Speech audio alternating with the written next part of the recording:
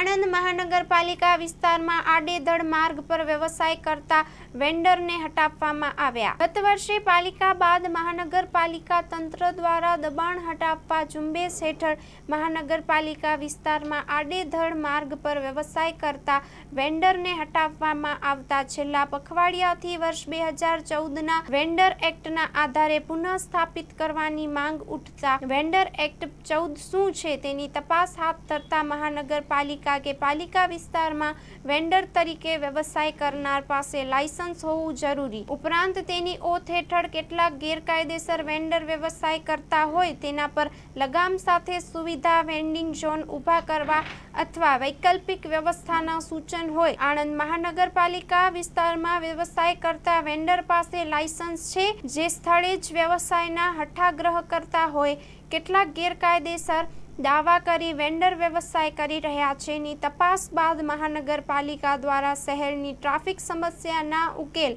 સાથે વેન્ડરને લાયસન્સ આપી જ્યાં સુધી વેન્ડર ઝોન ઊભા ન થાય ત્યાં સુધી વૈકલ્પિક વ્યવસ્થા ઊભી કરવાની આવશ્યક સૂચના હાથ ધરવા જાણકારો દ્વારા જણાવવામાં આવ્યું હતું। Story report by Nandlal Bhanushali, Anand.